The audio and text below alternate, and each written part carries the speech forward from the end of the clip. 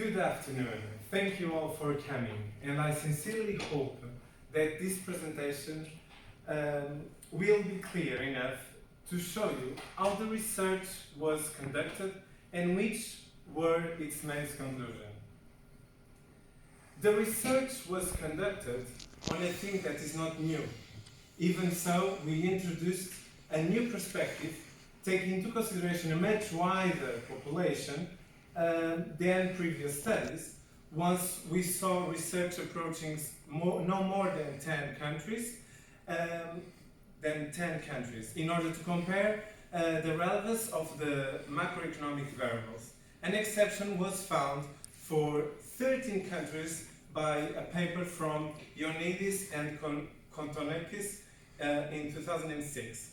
Being so, we decided to study the global evidence on the relation between the monetary policy and financial stock market. My name is Eduardo Cardoso, and at this stage, I am concluding my master's degree in finance. So, what is my contribution? My contribution is a new perspective of a study about this topic. Here we can see the table of contents of this presentation. So, what you waiting for? Let's start it. So, recent research in monetary policies and macroeconomic variables address their relationship with the economic at various levels. Different approaches try to identify which set of variables has significant correlation with the financial stock market. The following table shows us how the research has been progressing over the years, in 1999 till 2016, and also which territories were studied and which variables were analyzed. Despite recognizing that there is a common ground among researchers that monetary policy have a strong relation with the stock market returns, but no unanimous statements about the relevant macroeconomic indicators in terms of correlation signs. Our choice was also a consequence of literature review, since in previous works we noticed that there were no unanimous thinking among financial experts about the most relevant indicators of the monetary policy relation with the stock market. Being so, we felt the need to include a variety of explanatory variables which, in our opinion, would contribute towards describing the significance of our model in a more precise way. The variables chosen were inflation rate, interest rate, economic growth rate, and money supply. We studied the relation of the stock market return with these 6 macroeconomic variables, using a quarterly data time series covering a 30-year period from 1989 till 2019, including 199 countries and sovereign states, which is incredible. As a result, we estimate 9 equations using only real terms, and also using a method called ordinary least squares estimation, considering new waste heteroscedasticity and zero correlation consistence covariance matrix estimator. A view software was used to make these operations. So, let's see. Now it's the time for the procedures. These procedures make it possible to create a detailed individual analysis using statistic tools to provide quantitative and qualitative measures. Therefore, it was possible to build graphics and map charts that we use later on to make comparisons among different economies. Besides the individual analysis, we aim to verify continental and regional interpretation, considering that we want to go further in our research. So, now it's time. Now it's time for the first relation. Let's go for the data analysis and result. The first relation is the real stock return versus inflation. According to the figure above, you see that the red and the green color, which represents respectively the red, the negative correlation, and the green, the positive correlation, we see that the main conclusion of this relationship is negatively correlated worldwide, which has been supported by a Dutch researcher called Goldkin 1983. The average relation worldwide was negative, with a magnitude of 0.739. In terms of continental characteristics, America is the only continent with a positive average on this relation. On the other hand, we have Africa with the highest negative average relation and with also a highest level of goodness of fit. In terms of regional characteristics, Middle Africa had the highest negative average with a value of minus 11.181, and Western Africa had the highest positive average relation. Now, individual, we point out the top 5 strict negative relations, which are Albania, Romania, Iceland, Belgium, and Lithuania, while only 3 countries, Sweden, Brunei, and Bangladesh, have a strict positive relation in these 2 variables. Nevertheless, we can notice that when we see this map, we can also highlight the 3 countries that achieve more than 50% of the coefficient determination, which were Comoros, Benin, and Togo. Now it's time for the second relation between the real stock return versus the interest rate. The whole distribution of the interest rate on the real stock return exhibits a negative asymmetry and extreme fat tails. Results show that America and Asia are the only continents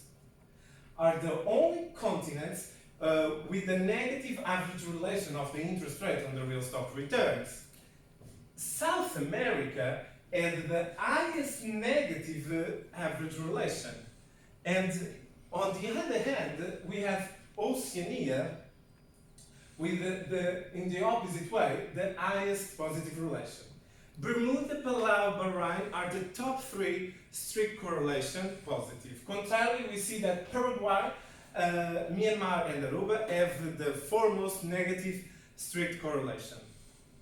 Now, we can notice here that once again the same top 3 of the coefficient of determination were again the Comoros, Benin, and Togo countries. In what concerns the average relation of the change in the first difference of interest rate on the real stock, assuming that interest rate is not stationary, is positive with a value of 0.019. Oceania is the continent with the highest positive average relation on this relation. On the other hand, as Asia has the highest negative average relation. South America once again had the highest negative value of this relationship, and Middle Africa had the highest negative value of this relation. Additional, Western Africa presents a 9.70% with the best standard fit. Individual, we can highlight the top 5 strict correlation relationships in 2 opposite sides. First, the positive relation. We have Cuba, Marshall Islands, Bermuda, Costa Rica, and Tunisia. And in the second, the negative side, set by the United Arab Emirates, Peru, Russian Federation, Sweden, and Aruba. Comoros and Bermuda and Togo, Benin, and Russia present the best fitted model you can see in this map. Now it's time for the third relation. We can affirm that a positive correlation can be established confidently between the real economy growth rate and the real stock market, since it occurs in 129 countries of the 199. Asia represents the continent with the best result of the goodness of fit. North America has the highest positive average relation, while the Southern Africa has the negatives relation on average. Individual, France, Laos, South Korea, China, and the Czech Republic are all statistically significant with the highest positive correlation.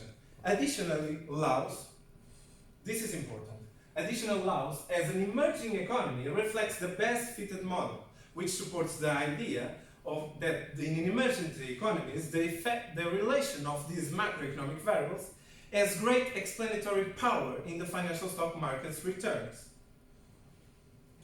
Now let's go for the relation between the real stock return versus the money supply. Money supply 1, which is the most liquid of the three money supplies, the relation is negative. We can observe of the map that the number of countries and sovereign states with a positive correlation is higher than the negative ones, by the green color. Asia and Africa on average have the goodness of fit superior than the remaining continents. Central America exhibits the highest negative average of all regions. Individual, we can highlight the top 5 countries: Paraguay, Republic of Congo, Mozambique, Nicaragua, and Montenegro, as the best correlation, positive. In terms of R square, we now have that the top 3, the best 3 fitted model with around 50% and also significant at 5% level are Iran, Togo, and Benin. In the second money supply, in money supply 2, although, as the previous statement in the money supply 1, again, there is a high number of positive relations between the real money supply 2 and the real stock returns. Despite this, it reflects a lower value in terms of the average on this relation, but the coefficient of determination increased to 5.13%.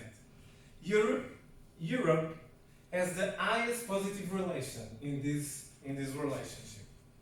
The Caribbean has the negative relation, the highest negative relation, while Balkans has the highest positive relation.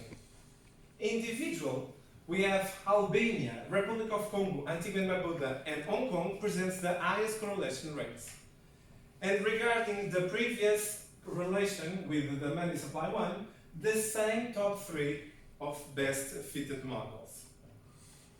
Now it's time for the last relation. Real stock money versus money supply 3. As we can see, these two pictures show clear evidence of a positive relationship between the two variables, which have previously been recovered in the case of money supply 1 and money supply 2. It should be remarked that only 100 countries and sovereign states have this variable available, given the fact that perhaps an existence of this variable in the rest of the economies. The continents with the highest positive average relation were Asia and Europe. Firstly, you can see there is not data available for Western Africa, so there is no money supply 3 in Western Africa. Additionally, Southern Asia evidenced an R square of 8.10% on average, being the over-the-top outlier. We can highlight that the top 5 countries with the best positive relation between these two variables, which were Uruguay, Paraguay, Haiti, Hong Kong, and Papua New Guinea, and the best 3 fitted models for the observed data in this particular case are the Dominican Republic, Hong Kong, and Malta. Now it's time for what you're waiting for, the multiple regression. Assuming that all macroeconomic variables are stationarity, and including interest rate as are integrated of order 0, the countries or the sovereign states with the highest goodness of fit are Djibouti, Equatorial Guinea, Benin, Togo, Thailand, Montserrat, Brunei, Iran, Argentina, and Cambodia.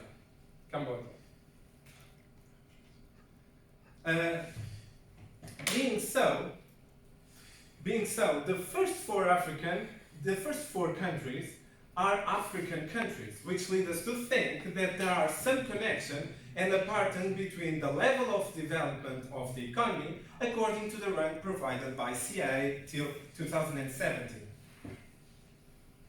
Although there is no relation between... okay. So, you see that the Europe has a lower value of R squared, you can see by this. We notice that the average goodness of the world is 24.13%, which shows diversified levels depending on the level of development of the economies according to the ranking. So, now it's time for the final conclusions.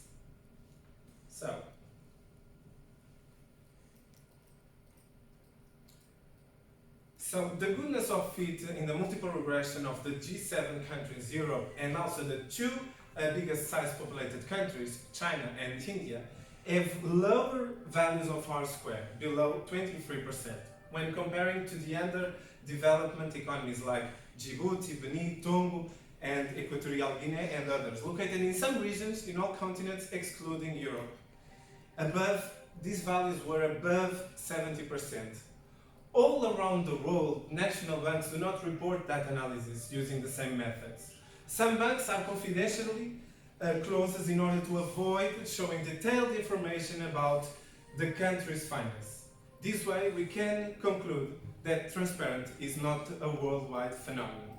Globally, we found that the relation between the stock market and inflation represents a significant relevance with negative correlation, which supports previously empirical research at the world level.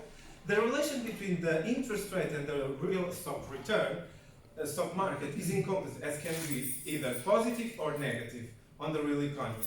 Overall, we found that evidence of positive relations in the remaining variables, such as economic growth and all money supplies with the stock market, showing values around 70%. Generally, we gave the detailed descriptive statistics and discovered a diversity of distributions in terms of global, continental, regional, and individual perspective. One of the investigation relevance was to clarify that the goodness of fit in the emerging and in the underdevelopment economies have better results against the development when we consider an individual and multiple macroeconomic indicators on the real stock market. Consequently, we are delighted to underline this because we made it sustainable, obviously with some exceptional cases. Finally, in order to be able to explain better the stock market we conclude that overdeveloped economies are required to have a plethora of macroeconomic variables. However, this is not true for underdeveloped economies, since their financial market can be comprehensive, though not exhaustively elucidated through the macroeconomic variables involved. Thank you very much, and especially particular thank to the advisor Luís Catalan Nunes for all recommendations. And thank you.